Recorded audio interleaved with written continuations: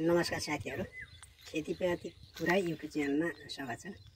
खेतीपाती सम्बन्धी कुरा गर्दै जाँदा यो आँखको बिरुवा हाम्रो बारीका छेउछेउमा अथवा बाटाको छेउमा चाहिँ प्रशस्त उम्रेको हुन्छ। एक विषालु बिरुवा यो दुई खालको हुन्छ, एउटा पर्पल फुल फुल्ने, एउटा चाहिँ भने सेतो फुल फुल्छ।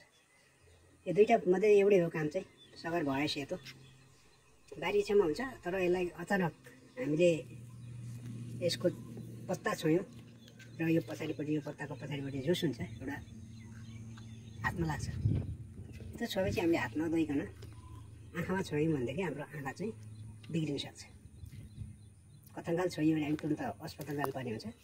यस्तो विषालु चिज हो, बाटाउडी जताततै पाइन्छ र यसको चोप पनि कथङ्काल हामीले यो पत्ता छुने बित्तिकै अथवा चुड्ने बित्तिकै चोप आउँछ। त्यो चोप छोयौँ र हात नधोइकन आँखा छोयो भने त्यो चोपले पनि आँखा बिगार्छ। एउटा विषालु वनस्पति हो, गाउँतिर जताततै पाइन्छ। यसको फुल फुल्छ र कोसा लाग्छ। त्यो कोसालाई चाहिँ पाकेपछि भित्रपट्टि रुया जस्तो हुन्छ, रुयै हुन्छ। त्यो रुया चाहिँ गाउँघरमा सिरक रस्न बनाउने चलन छ, तर दोहोऱ्याएर प्रयोग गर्न सकिँदैन। त्यस्तो खालको हुन्छ। यो मरुभूमि अथवा जताततै पाइने एउटा बिरुवा हो।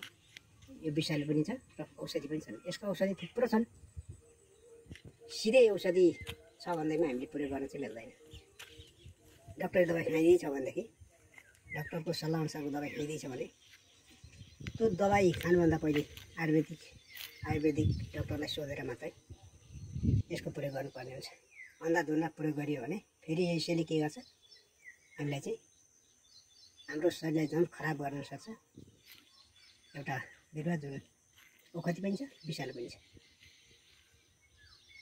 ओखती पनि छ, यो यसमा हरेक ओखती छ। प्रयोग गर्न जानेदेखि थोपा प्रयोग गर्दा एकै थोपा, यसको चोप प्रयोग गर्दाखेरि एक थोपा मात्र हो। खानालाई एक थोपा मात्रै सकिन्छ।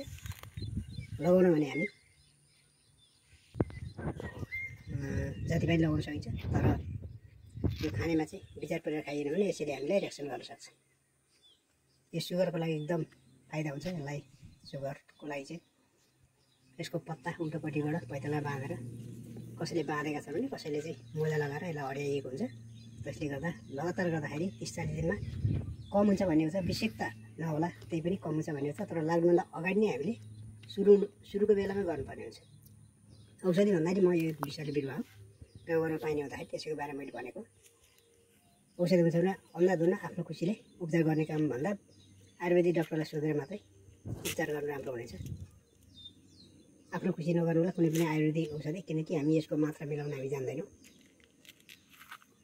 यसको मात्रा मिलाउन हामीलाई मुठीका भरमा हुँदैन। यो औषधि जस्तो कुरो यसले तौलेर मात्रै गर्नुपर्ने हुन्छ।